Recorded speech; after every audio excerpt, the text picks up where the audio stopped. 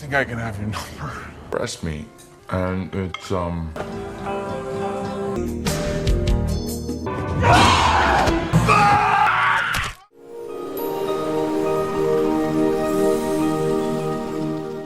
Apa kabar kalian semuanya? Jumpa lagi dengan Ketzafu. Semoga kalian semua diberi kesehatan selalu.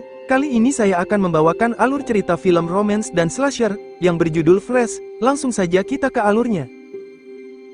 Cerita dimulai dengan diperlihatkan seorang wanita muda bernama Noah yang dirinya sudah lama menjomblo. Saking lamanya menjomblo, ia kini berusaha mencari kenalan pria lewat aplikasi kencan. Sekarang, ia mencoba berkenalan dengan pria yang ada di hadapannya, yang dikenalnya dari media sosial, dan ini sekaligus menjadi pertemuan pertama dan kencan pertama mereka. Dan lagi-lagi, di mana Noah bernasib tidak bagus, karena pria ini suka sekali berbicara dengan topiknya terus, membahas tentang dirinya sendiri tanpa menanya tentang dirinya satupun.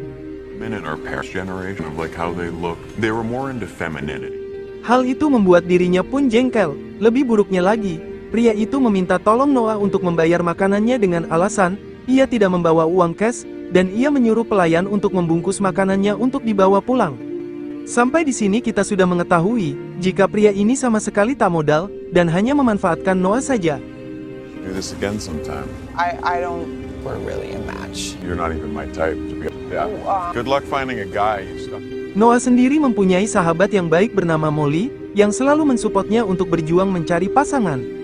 Kini mereka bertemu di tempat latihan boxing yang dimana, alasan Molly mengajaknya ke sini adalah untuk mencari pria siapa tahu ada yang cocok dengan Noah.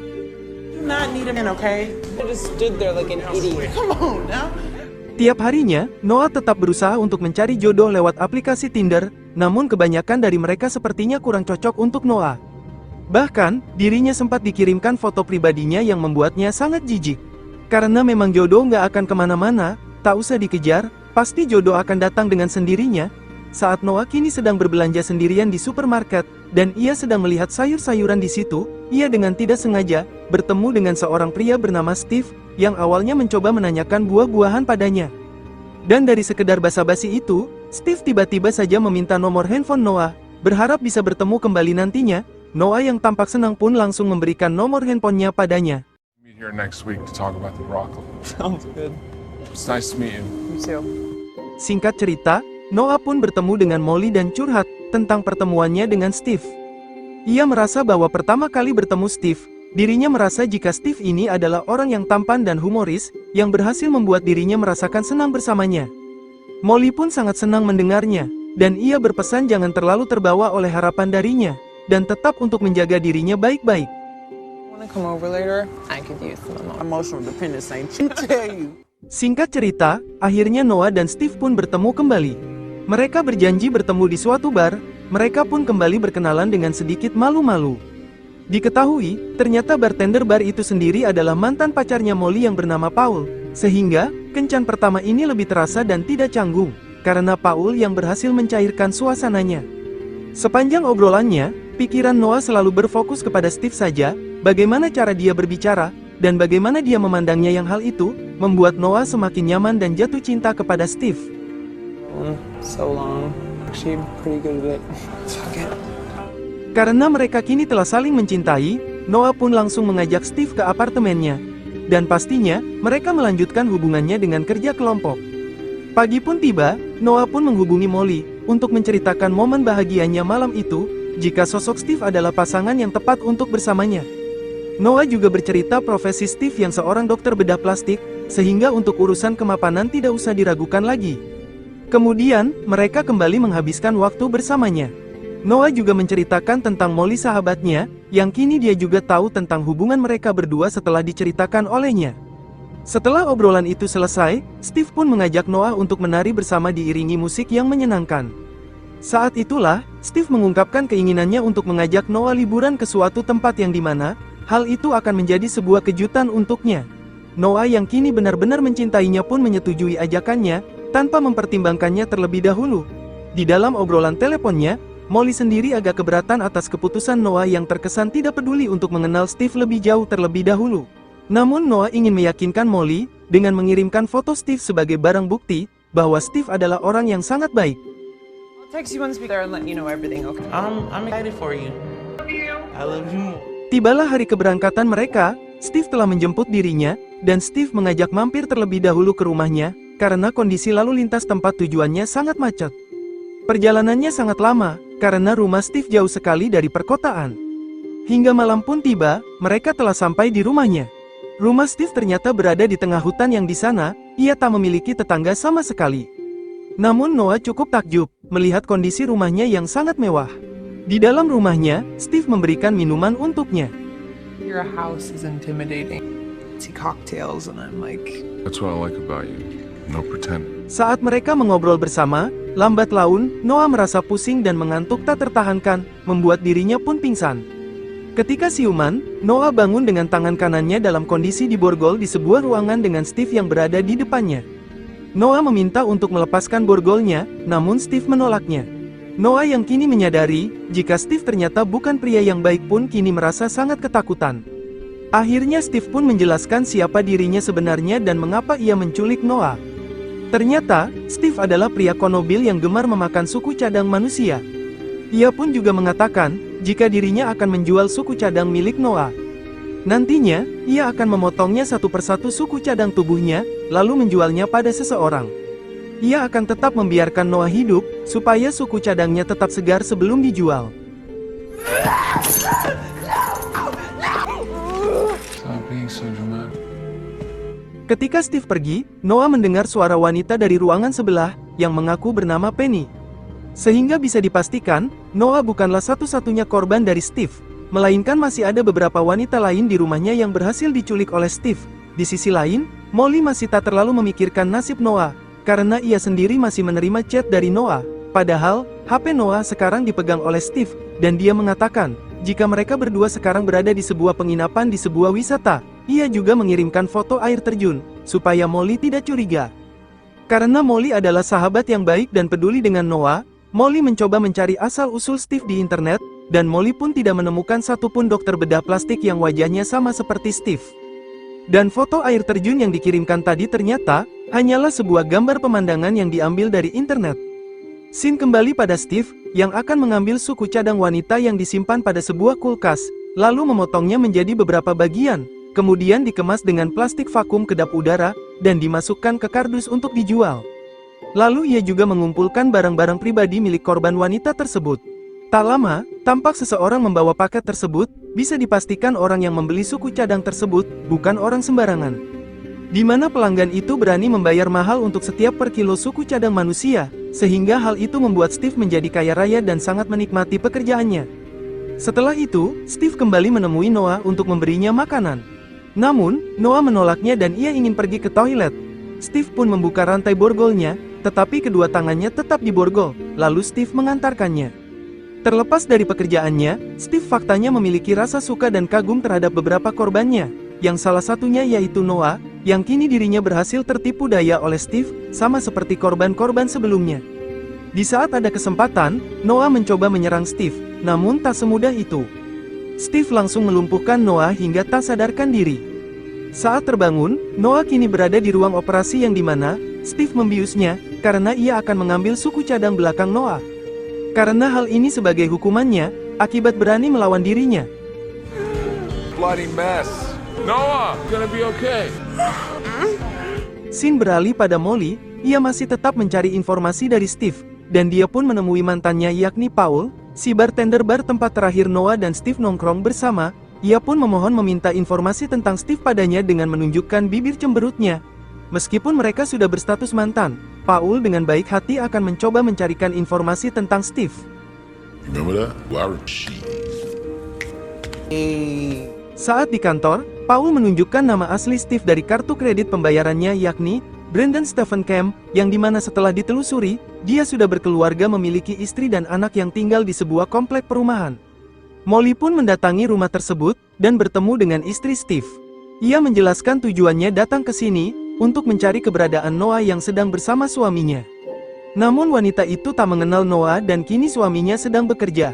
Tak lama, muncullah Steve, yang membuat Molly pun bingung. Steve pun berkata jika Molly salah orang.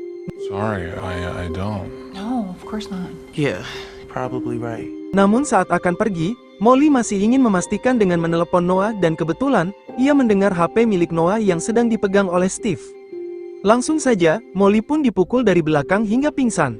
Sementara Paul, yang pesannya tak terkirim pun mulai merasa ada yang tidak beres dengan Molly.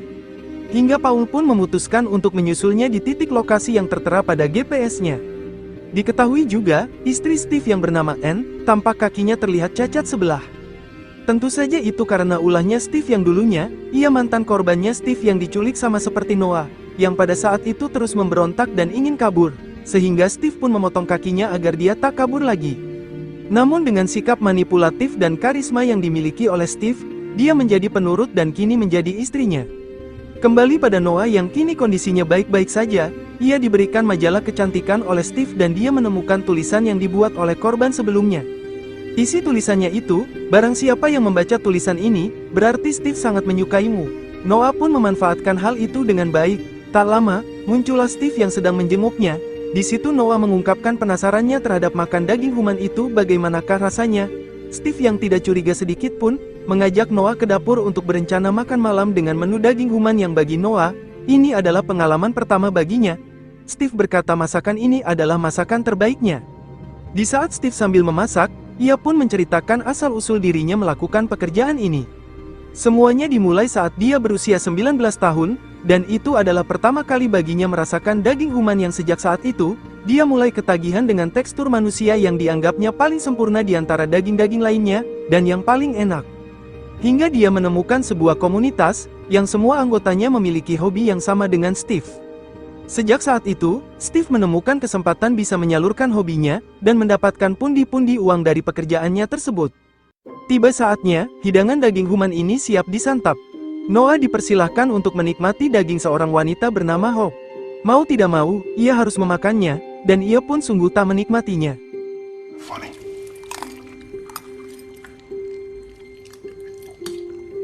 Saat kembali ke kamarnya, Noah memuntahkan semua makanannya yang telah dia makan.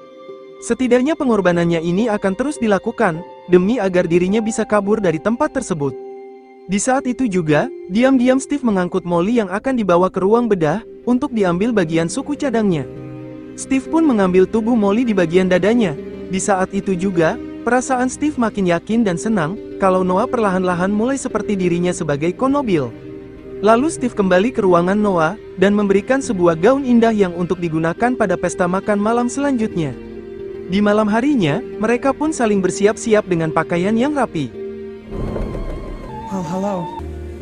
Hi. See, we've made it to the dinner table. Tibalah di pesta makan malam yang kedua, dan hidangan pertama yaitu roti garlic dengan topping hati manusia. Tentu saja, Noah berpura-pura menikmatinya, agar Steve tak mencurigainya. Who's this? This is Melissa. I mean, that's so bold. She tastes so, Sebelum kehidangan terakhir, Steve mengajak Noah untuk melihat barang-barang koleksi kebanggaannya, dari wanita-wanita yang sudah menjadi korbannya. Ketika melihat barang-barang koleksinya, Noah terkejut dan menemukan satu barang, yaitu sebuah handphone yang tepatnya, handphone milik sahabatnya yaitu Molly. Kemudian Steve mengajaknya kembali ke meja makan dan tibalah di hidangan terakhir. Namun tidak disangka, hidangan itu ialah daging stick berupa dari dada human, dan daging itu ternyata milik Molly sahabatnya. Tetapi Noah tak mengetahuinya. Rest to last. Oh my god, this is really nice.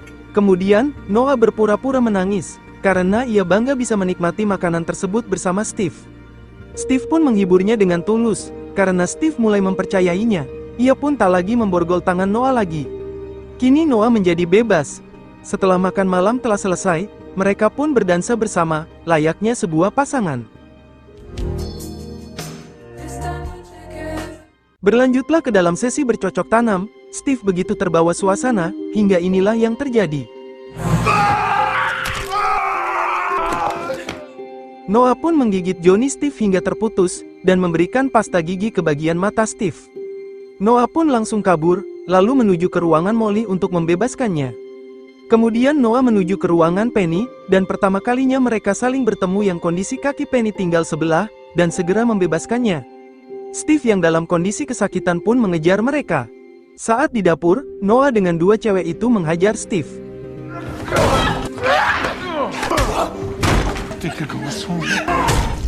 Akhirnya Steve pun berhasil dilumpuhkan. mereka pun berhasil kabur dan segera meninggalkan daerah tersebut. Sementara itu dari belakang, Steve masih bisa bangkit, dan kembali mengejar mereka menggunakan pistolnya. Di tempat lain, Anne menghampiri rumah Steve, dan terkejut melihat kondisi rumahnya yang berantakan. Dia pun mencoba menghubungi HP Steve, yang ternyata tertinggal di kamarnya. Lalu ia mendengar suara tembakan dari Steve, dan mencoba keluar. Steve masih mengejar mereka ke dalam hutan, dan mereka bertiga pun bersembunyi. Di saat ada kesempatan, mereka pun segera menyerangnya.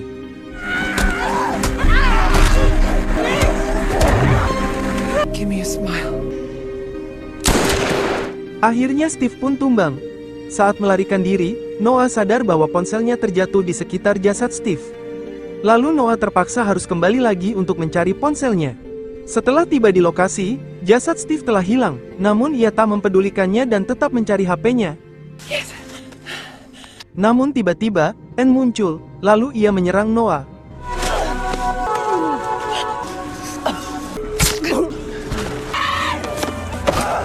Hampir saja Noah terpojokkan, lalu Molly datang dan memukul Anne dengan sekop hingga tumbang. Mereka kelelahan dan duduk di bawah pohon. Who the hell is that? Steve's wife. What? Lalu Noah berbicara kepada Molly dan meminta maaf karena tak menuruti nasihatnya. Akhirnya mereka pun berhasil selamat dari kejadian itu, dan film pun berakhir. Terima kasih sudah menonton alur cerita film sampai akhir. Tulis komentarmu tentang video ini. Jika suka dengan video ini, klik like, share, dan subscribe untuk mendapatkan notifikasi video terbaru selanjutnya. Dan semoga kalian semua diberi kesehatan dan dilancarkan rezekinya selalu.